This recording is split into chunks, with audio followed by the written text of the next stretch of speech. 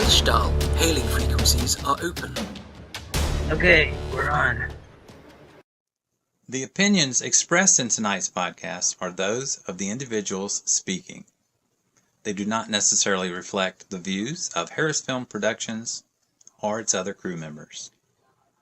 Greetings, this is Steve Harry Harris and the HarrisFilm crew with another fan film review where we have a watch party and discuss the fan film that we're watching right afterwards. We're doing our part, trying to help all of the fan film makers get a little bit more publicity by exposing our viewers to your stuff on our channel.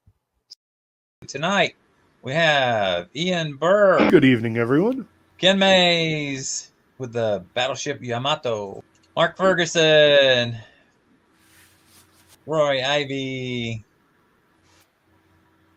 And last but not least, Matt Arnold. Okay, tonight we're watching a live stream of the premiere of Sean Reimer's new film, Kill All Your Friends. Here we go. The end of a picture is always the end of a life. You laugh. I feel like... Oh, that's sort of a picture. I understand. Yes. I feel like this film, I feel like it encompasses that, and as well, Constar, the motion picture, but like this guy's actually sort of, it's the last fragment of a life that I don't live anymore, and I'm really happy I don't. He's fun on their shows too. So I'm happy that chapter can go out with a bang tonight. I'm so curious what people in here expect.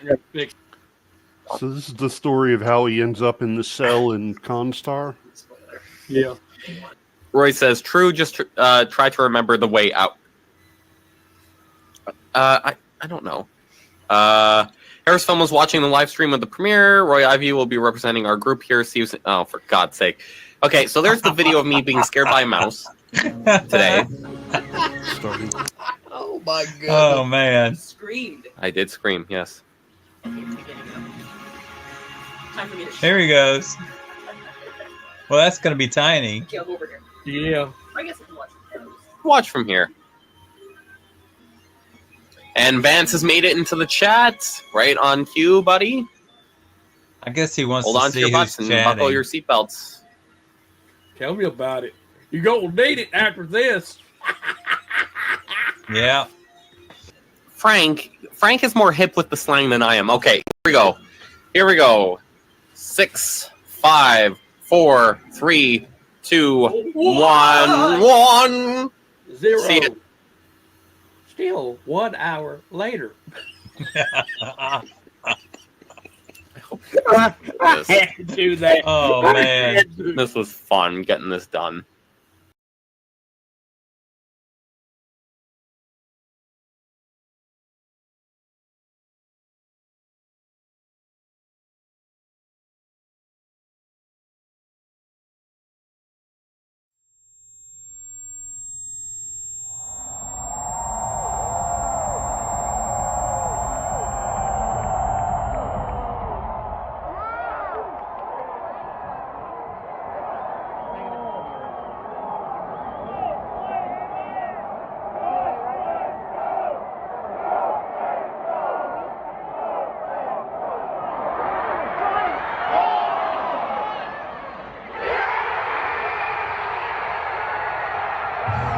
Computer and program.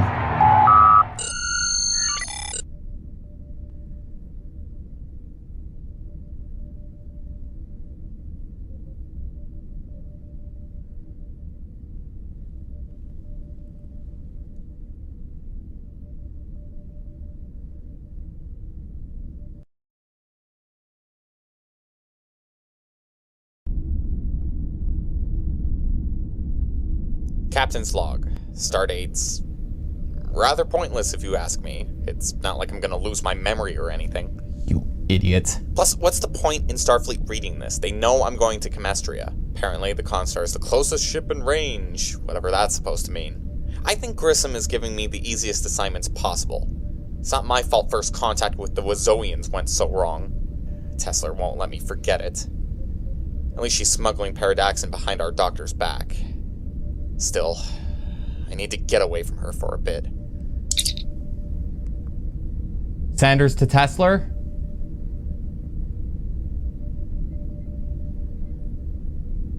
Tesla, I'm using your cane in a fight with Ambassador Worf. You want to come watch?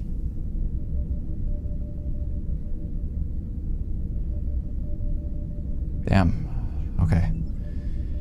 Computer, locate Admiral Grissom and open a channel. Bloody hell, Sanders. What happened? I got into a fight with Emperor Crusher in the Mirror Universe. Wow, really? Doubt it. It's the best I got so far. Captain, knock it off. What's going on? That's the thing, Admiral. I haven't got a clue. Is that irumodic syndrome again? I knew I shouldn't have sent you to Chemistria. I said in my log that we were going to Chemistria, but the Constar is hundreds of light years away. I don't even think we went. Or you lost memory of an entire mission. Oh, here we go. And an innocent Chemestrian test pilot is on life support. And his crew is dead. And we still have no idea what happened. Well, whose fault is that for restricting my access to Paradoxin? That's what happens when you abuse them. Contrary to popular belief, you can't command a starship when intoxicated and can't see. Working on one of those ships. He didn't lose what he did. Someone must have reported to Chemistria. That's your job, Captain. You never report to Starfleet. Why haven't you sent your crew reports? I try, but their reports put me to sleep like V'ger. The only reason I know the Constar hasn't gone into warp 9000 into a black hole is because Lieutenant Tesla sends me reports. So much for confidentiality. I ordered her to. Command wants you How's up that? for psychiatric evaluation. Oh, come on, Sam. That is Admiral to you. I don't know why you'd want to be called by your last name. No one names a good ship Grissom. You know, I should call you Colonel, just like Anthony does. He and Tesla are the only reason you're still in the captain's chair. By the way, where is Tesla? I should have received another report from her by now. Ah, yeah, about that. I played hooky. What does hockey have to do with it? Wow, paging Admiral Keller. I ditched. She's giving me the silent treatment. She's in enough pain, Chris. I know. And she feels like she needs it too. What's the point of all this, Admiral? I joined Starfleet to change things. To make things better. But now what? My courses and the ships don't match. The needs of the many outweigh the needs of the few or the one. You need to remember this, especially now that we need captains that don't put our entire galaxy at risk. You know, someone once said that risk is part of the game if you want to sit in that chair. What was his name? Schmirk? Burke? Clerk? Oddly enough, it was a bridge that killed him. Regardless, you lead the many. We fulfill your needs. What about the few? Or her? It's a domino effect with Tesla. People suffer when she does. Like you? I'd kill her. If I had to. So she won't suffer, or so you won't. Look, Captain, I don't know what happened on Chemistry or where the hell the Constar is, but enough is enough. Either give me a detailed report of what happened without sarcasm, or consider your Starfleet commission revoked.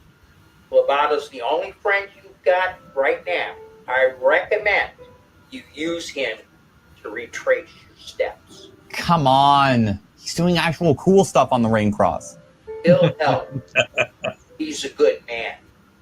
Unlike you. Ooh, Grissom out. That was a stab in the back. in the heart. Yeah. He's not going to like this. You know him. Yep. Jesus. Yep. Hey, bestie. I'm afraid to ask. I killed a swan playing golf on the holodeck. You golf? No! It's a worse sport than hockey. Yep. Chris, what did you do now? We talked about this after the incident with the Wasaeans. It's Wazoians. I wish I could say I was as memorable as them. You're the only person I know who could call being covered in blood boring. It's literally unmemorable. Oh. Yeah. Well, I imagine it gets worse from the withdrawals. You walked into this. You know you can't be abusing this sort of stuff. Look what happened to Eric with the quad lithium. I don't need an I told you so. I need your help. I have no clue where Tesla is or how I got here. Wow. For once, Chris Sanders, captain of the Constar, needs my help. Real subtle. I'm joking. I'm your friend, Chris. Yeah, sure. Sure you are. Lovato. Okay. So what is the evidence telling you? Not much. My log was a dead end. Figures. You're not exactly some teenage girl with her diary. Ask your XO, whoever that is at this point.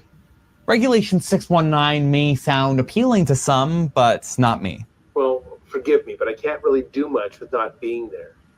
Have you checked where Katrina is on the Constar? Good point. Computer, locate Lieutenant Katrina Tesler.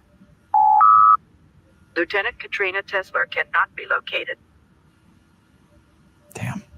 She had to have left something behind to indicate where she is. Agreed. Check her logs. Wait. She did. Ditch again, cut off. What does that mean? Cripple Claws left me a present. I thought they cut you off. Last one. I gotta make it count. This better work. Buckle your seatbelt. Goddamn need it.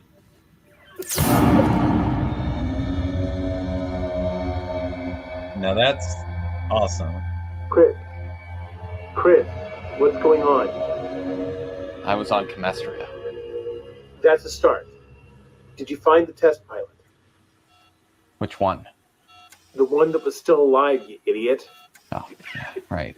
Sorry, they kind of all look like they were out of a Top Gear episode. The main pilot, though. You saw him. He was in bad shape. I was trying to get him beamed to sickbay. Why wasn't there a med team that beamed down with you? Because then Tesla would have been there. Besides, I got this. Okay, so you beamed him to sickbay. I couldn't. I've sworn off using those transporters. I can't after an accident like that. Makes sense. You're all about the journey and not the destination, but considering you're about to reach your final destination, I recommend you suck it up, Nancy. That's the point, Captain. And I know you know the point. You're giving up? He's giving up? Hush. Mom and Dad are talking. Sorry. I can't stand being this. They call me a survivor, but that's the thing. People check out once you've survived. I know my body can heal, but that's all I am, Captain. A shell. Who I am, or who I was, died with my crew, with my friends, and everyone calls me an inspiration. To keep going despite everything. What's inspirational about sleepwalking? Then you need to wake up. You're delusional. You're a hypocrite.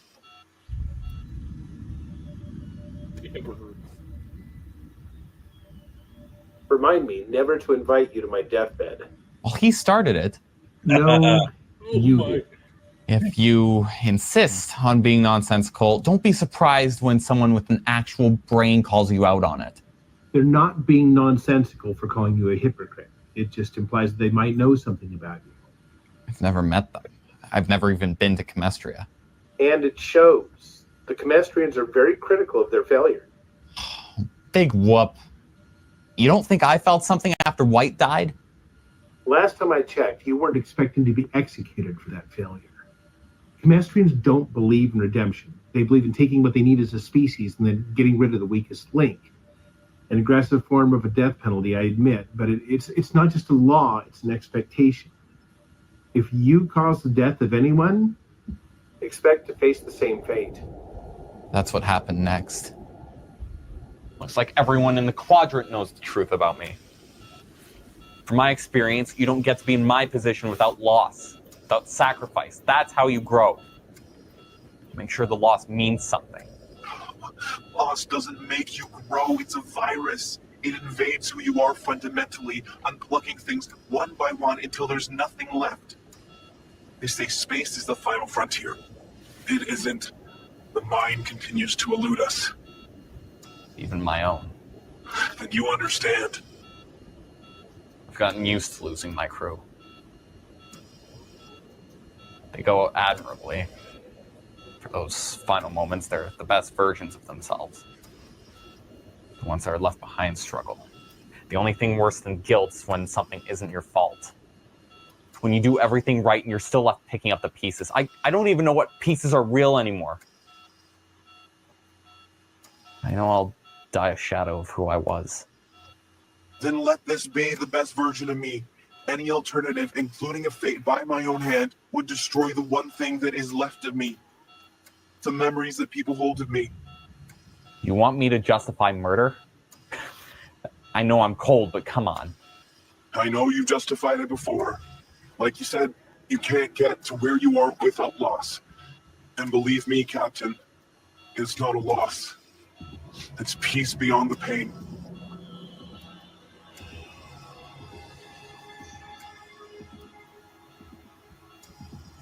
No. Chris, you didn't.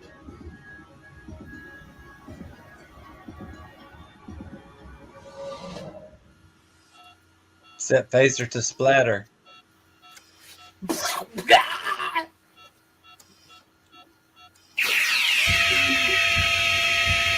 See? Yeah. Ooh. You're must have had on daggum you're cutting sick. beam or something. He was sicker. Do you plan on using that as a defense? You're going down a path that no one in the right mind would follow. You said it yourself. Comestrians eliminate the weak, the guilty, the inefficient. Comestrians do, Chris, not you. And besides, you didn't kill a Comestrian. What are you saying? What? Comestrian blood is green.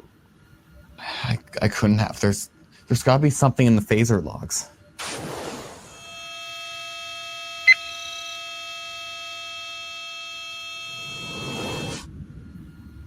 It's Killed Lieutenant Tesla. It's Tesla's. Her phaser. Yeah. And what? Apparently I killed her.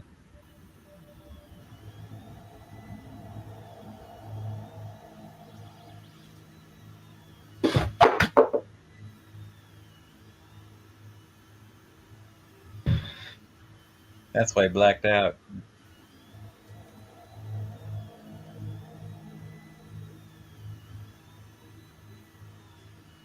There's a king.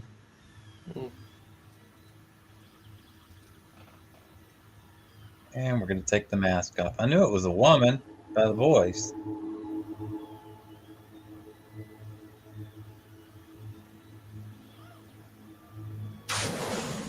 her blood.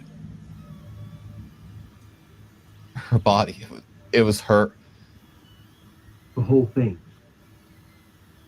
You hallucinated the murder of one of your own. I couldn't have. I was on Comestria. I had to be on Comestria. Grissom was right. Everyone was right. You've lost it, man. I trusted you. That can't be what happened. It's got to be another hallucination. Everything she said. I don't even know if I don't even know if it was real. If she said any of it, I don't know.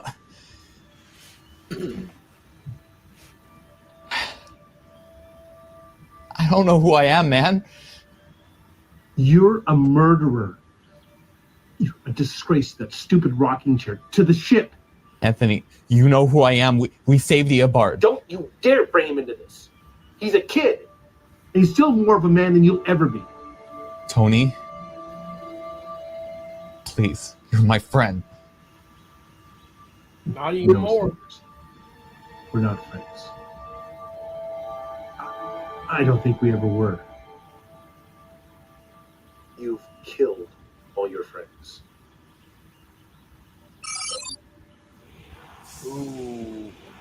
By Starfleet Regulation 619, Christopher Sanders is effectively relieved of his command of the USS Constar. Furthermore, he shall be stripped of captaincy and confined to his quarters until he is apprehended for the suspected murder of Lieutenant Katrina Tesler. The Constar will report to the nearest Federation base and will await further instructions from Starfleet Command. Christopher Sanders is considered extremely dangerous and shall be lethally fired upon if he disobeys these orders.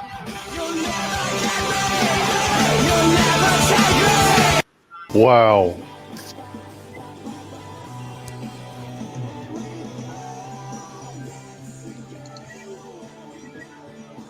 That was interesting.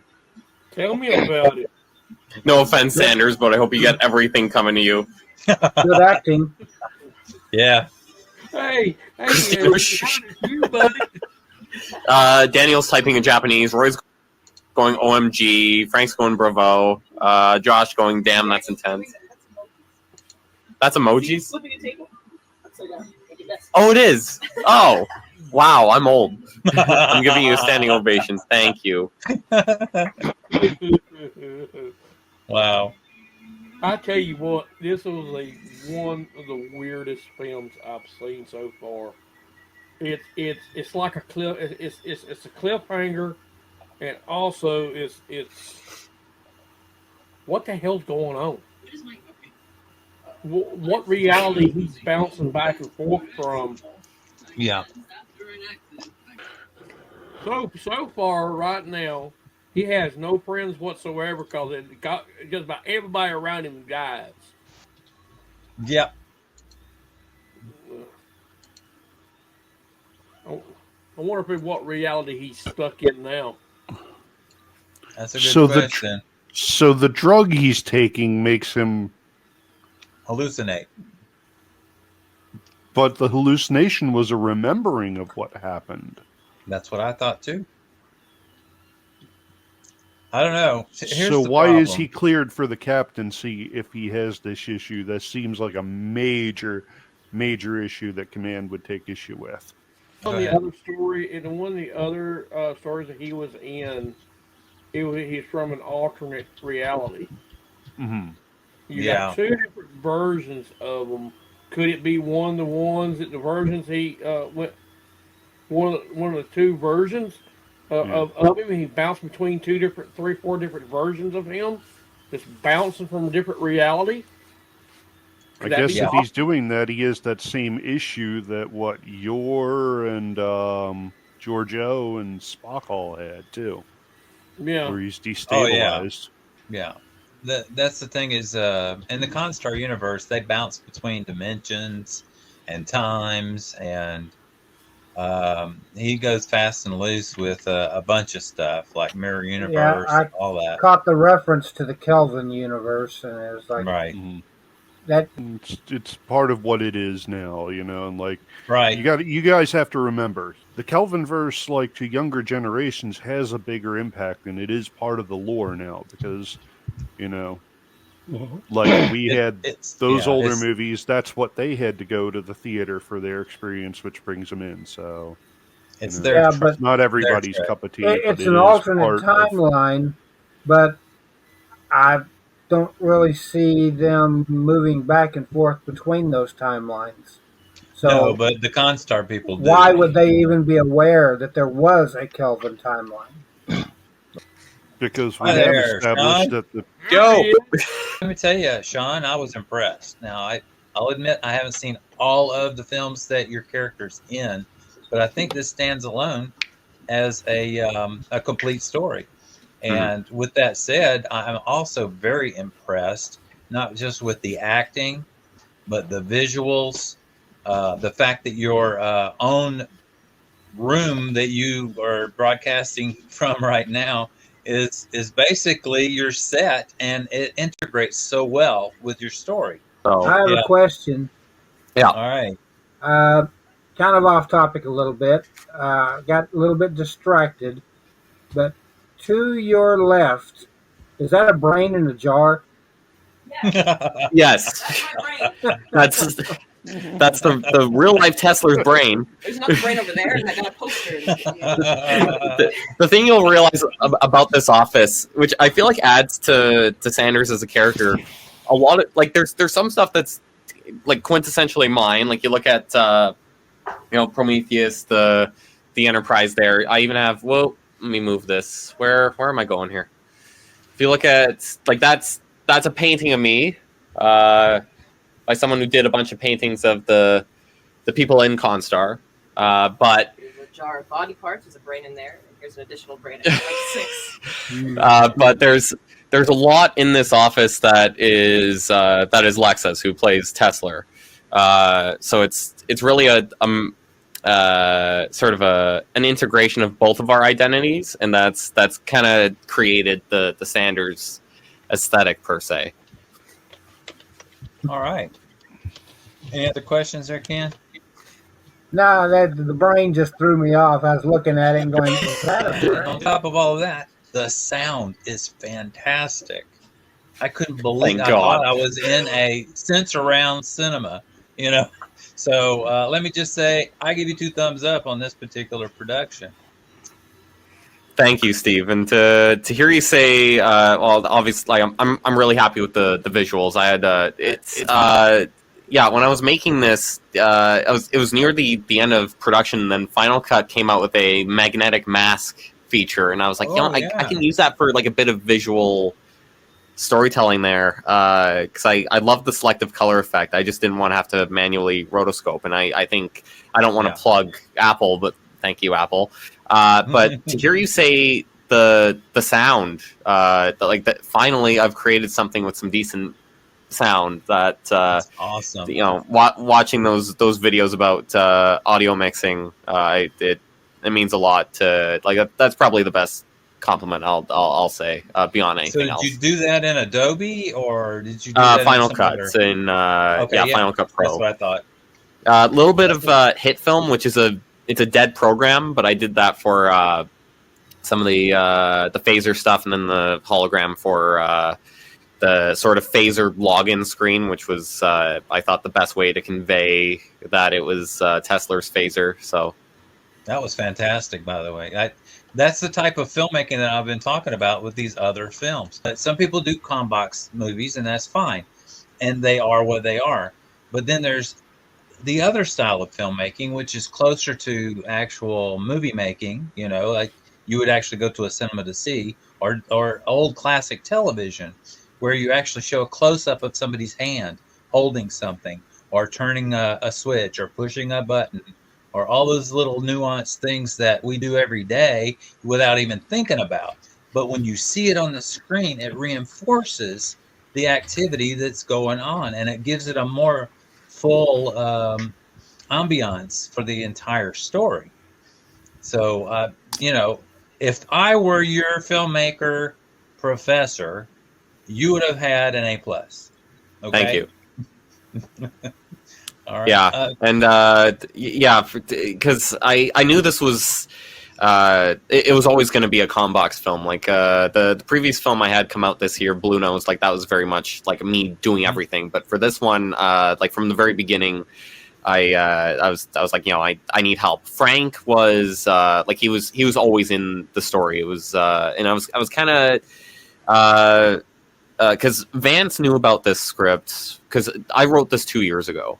Like, this has been sitting on the shelf for a long time, and I was talking to him about it, and immediately he referenced Frank to kind of have the Admiral perspective of kind of getting Sanders into line and that sort of thing. And then the original draft of the script, which was the only draft for a solid year and a half because just so much other stuff was going on, it had instead of Lobato, it was Menard. Instead of Paul, it was Vance, because I wrote it around. It's going to sound bad, but 2 years ago, I wrote this as an end to Sanders' character completely. Like, I wrote this to kind of write myself off because I wasn't in a good headspace back then. So I kind of I put it. I made that character Menard because I wanted to kind of show how much that relationship had grown, and then completely destroy it at the end and make it irreversible, and then make the ending as also kind of up to interpretation. But throughout the course of, well, really this year with Constar, the motion picture coming out, and me being involved in that and that sort of thing, Vance, he was like, it wouldn't make sense with Menard at this point, but it would make sense with Paul, since we've had that interaction in other films, and Paul's not in person to see Sanders in Constar, the motion picture, so it works in the sense that Paul's character would be devastated by this, and also in the sense that I like how it's absolutely a tragedy, this, but I'm glad the motion picture is coming around to be able to really extend this story, which is why, like, I appreciate this as a prequel, because it started out as a standalone film. It started off as a finale, but right. No, I'm really, really proud of it. I'm really proud that this year I was able to make this stuff, be able to get my head out of the fog and do it, and get the monkey off my back too, because this script was following me around for a long time and kind of haunting me. Like, I haven't done this yet. I'm not capable of doing this. So I have two of those sitting on my back. One on each shoulder. We all have them. So your character has some issues. I think that's an understatement, to say the least. So it seemed like to me that character is like bounced between 4 or 5 different realities. Yeah, that's what it sounds like to me. Okay. And the real Chris is every once in a while he bounced from one reality and back and don't know what the hell's going on. Mm-hmm. And very confused. And then when he gets back to his original reality, be more like just a dream, and that's it. That'd be good. And on top of that, though, what era are you in? You're in the Picard era? Picard, yeah. Yeah, that's what I thought, by the uniforms. So that's what I was trying to tell the guys here, is that Constar universe starts out in TOS.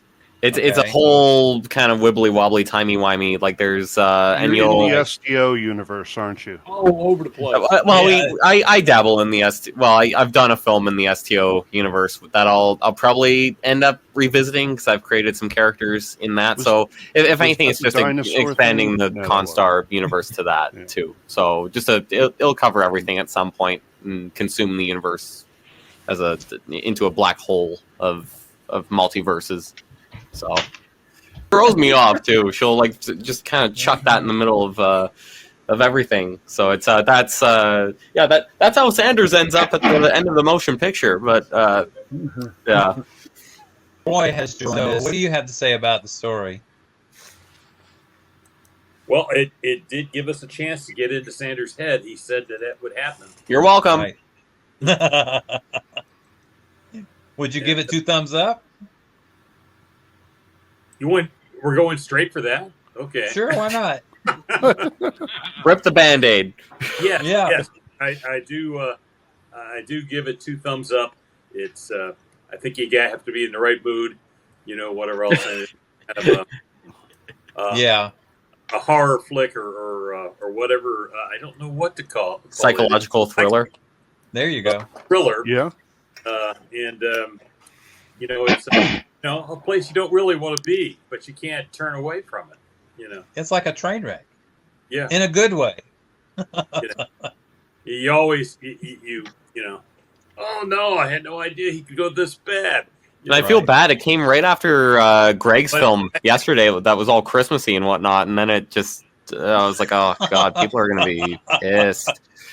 So the edge of it is what I'm surprised by is it's not this what you went by, but you stayed with it. It's like you would think your natural reaction would be is to remove that blood, right, and stuff from your body.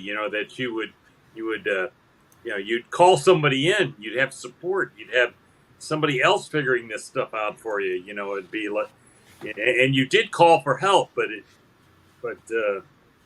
you're not the only person on the ship. But somehow it was just you, and it's just part of Sanders' personality. So I think it was exciting, and I guess the story had to go there, and I'm very interested to see what happens when we jump forward, with the Constar, and see what happens. So that's going to be a wild ride.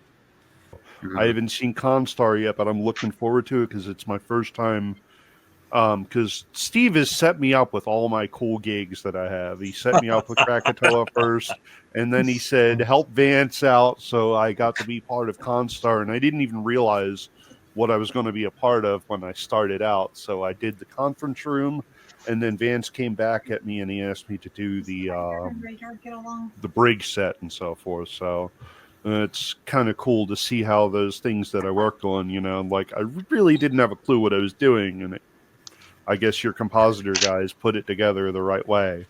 But Ian, I have to say it was an absolute honor to be able to stick my rocking chair in that brig, and you'll love how it turned out, and I really appreciate what you do.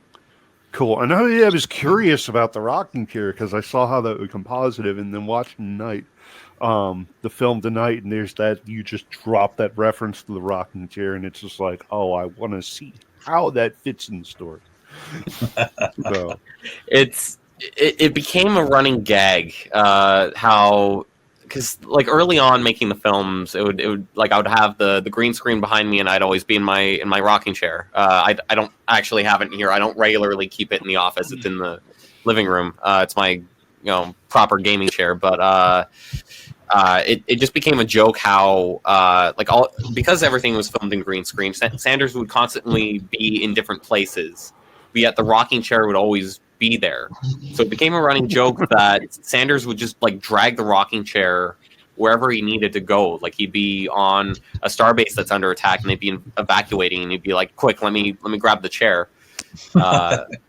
He'd like strap it down in the escape pod or something. So I had to include, and the thing you'll find about this a lot, my way of writing, it's like I stick a lot of references in there. Not even Star Trek stuff. I stuck a Curb Your Enthusiasm reference. I stuck a Tommy Wiseau reference in there. So it's just kind of the guy that had the movie The Room, right? Yes. Okay. So I wanted to call out Tommy Wiseau as an alien, because he is. But yeah, it's I had to reference it. I thought that line would be destructive, and then the you killed all your friends, all one of them. So yeah. I'm the one that built the prison that you're in. Oh, cool! Awesome. I was taking a look at that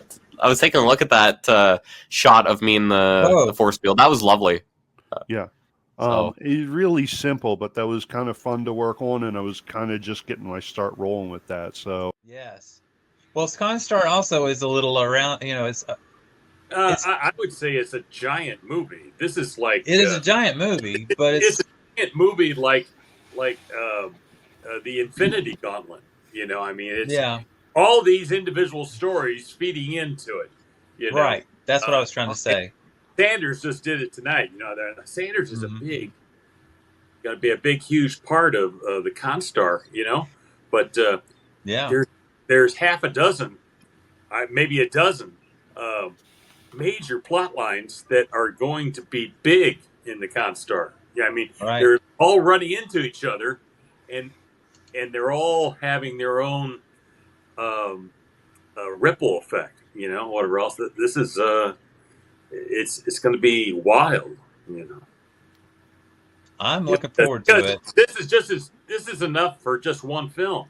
Mm-hmm. You know, if Sanders can fill up this entire film, you know, and he's going to be along with, you know, a dozen other plot lines that are going to be in the movie. A lot of things are going to be happening. It's just this is going to be a huge event, you know, and it looks like it's going to deliver. I'm really impressed by it. Same here, and you know, it would have been even longer if Vance had had all of his wishes fulfilled, because he It would have easily been like 4 hours long. And I'm telling you, it would have been 4 hours.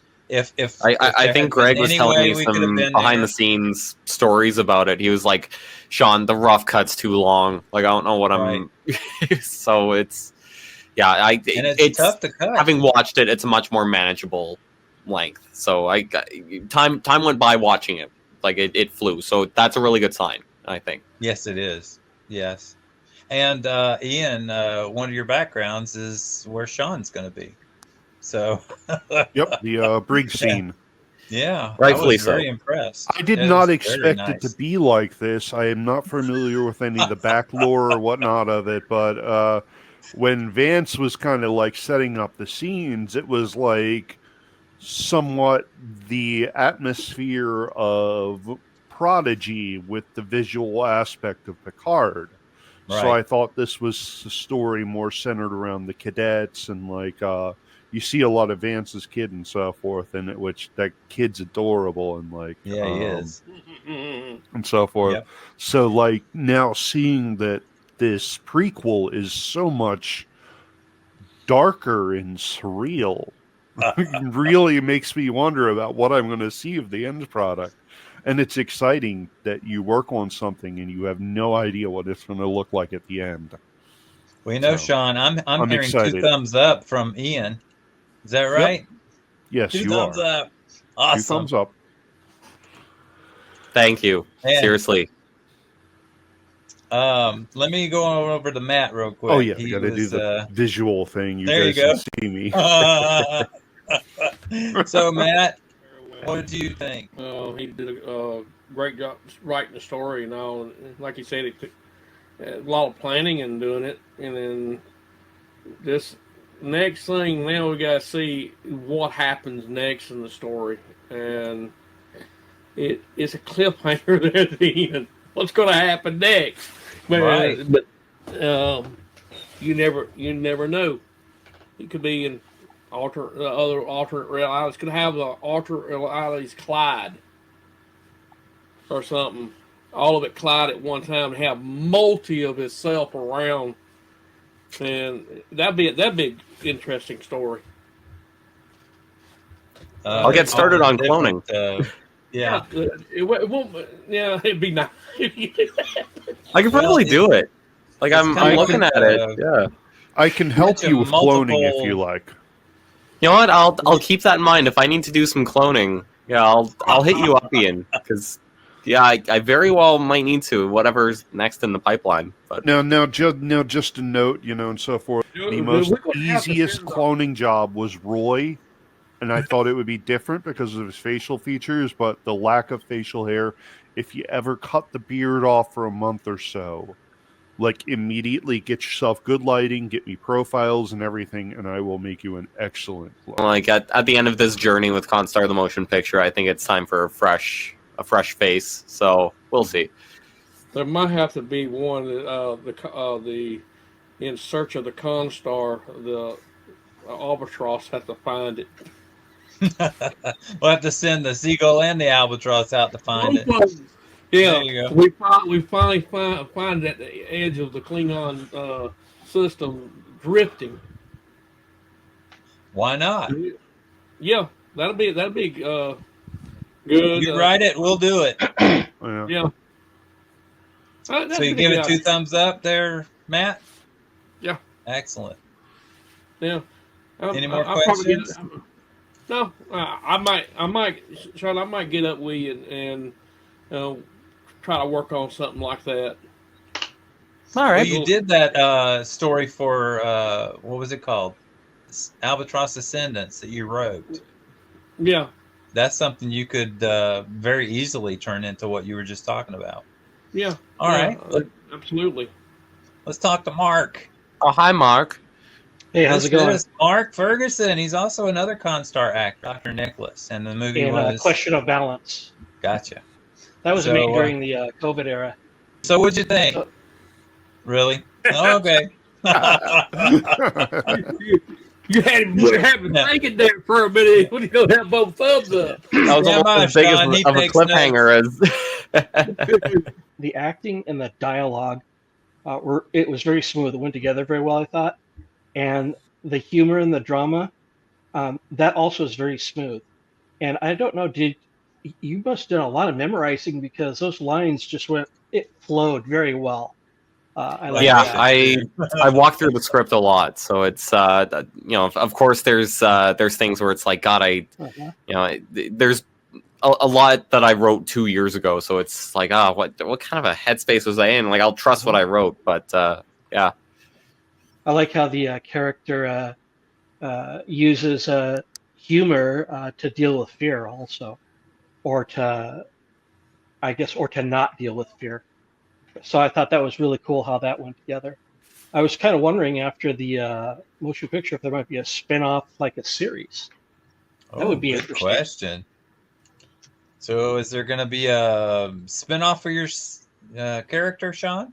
I don't have a concrete answer. What I will say is the possibility is a lot more certain than when I wrote this 2 years ago, because I wrote this as an end, but no, I do see a door possibly opening up. I'm trying to spitball some ideas. Really, at the moment, I'm just trying to bask in the motion picture. Like, that's what a journey and all that. But if I were to do a spin-off, I think at some point the USS Bluenose is going to come back into play when it comes to that. But beyond that, nothing concrete, but it's possible. Are you gonna play timey-wimey and all that again, or are you gonna? Oh yeah, stick okay. Things don't change. I know me. So Sean, one thing could happen. It could be all a nightmare. You just wake up and it'll be all over with. I think we've had enough flashbacks. It's easy way out.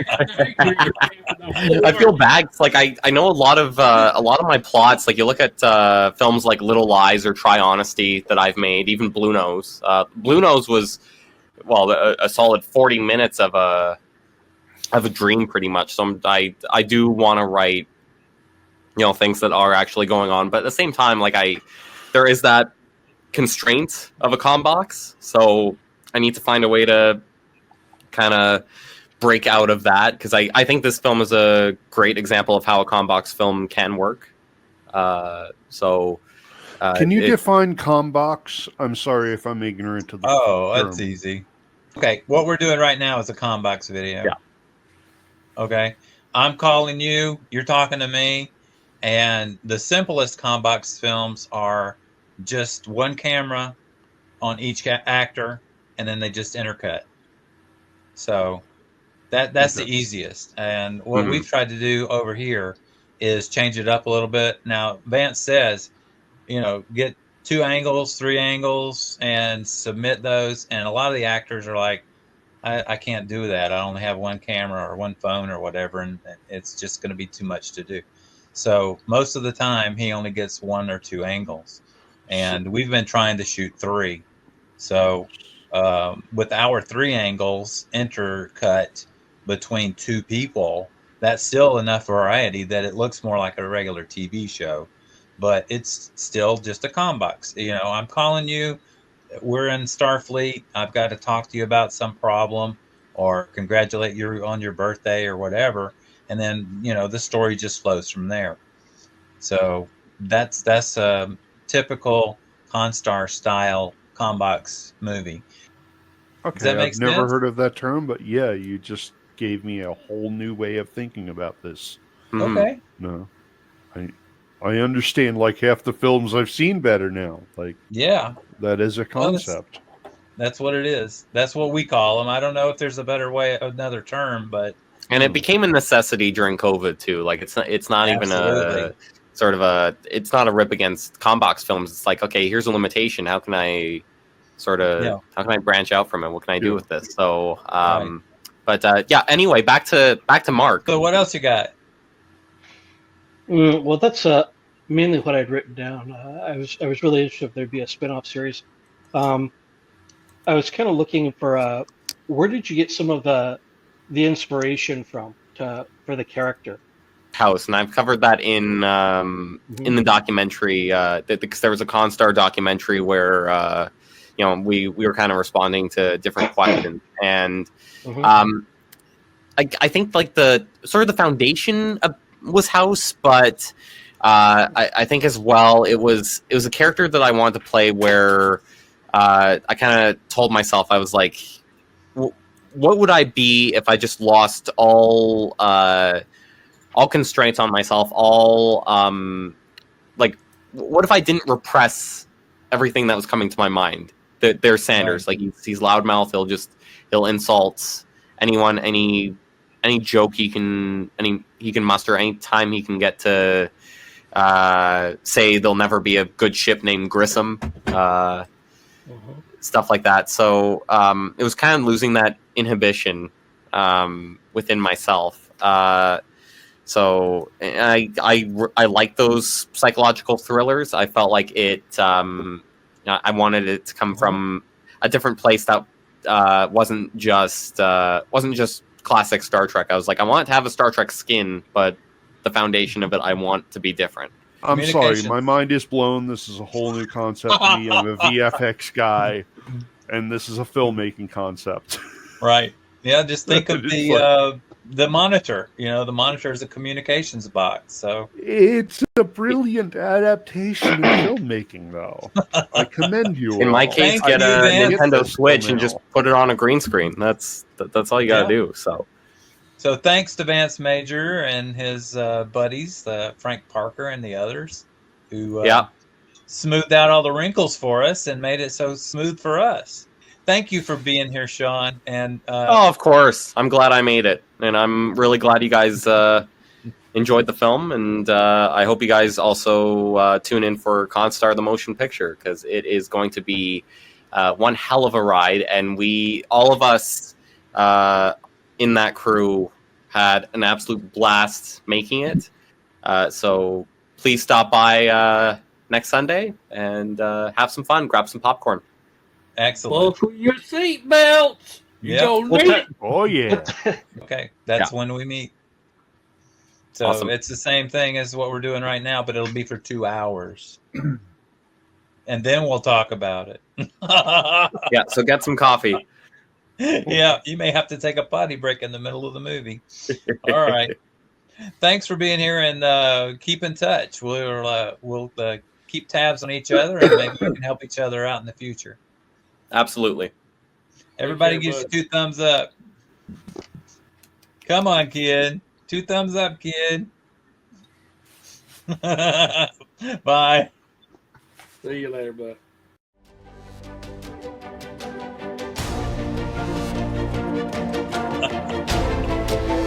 Isn't it fun being behind the scenes like this? All right.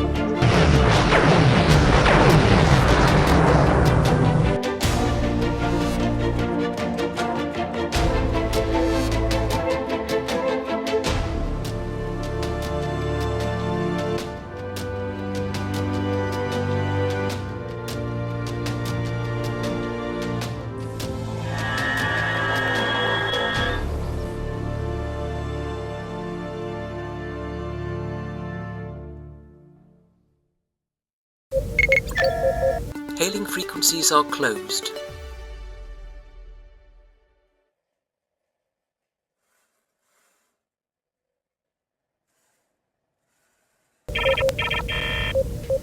Transmission complete.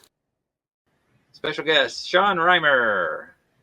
Hey guys, how's it going? I'm Sean Reimer. I don't rhyme. I'm a content creator, fan film maker, actor, probably a few other things. I play Captain Chris Sanders in the Constar Chronicles, Constar Films, Constar the Motion Picture, coming soon in December. Highly recommend checking out those films. I have a brand new film out called Blue Nose, which is a Constar crossover in Star Trek Online. I would highly recommend checking that out.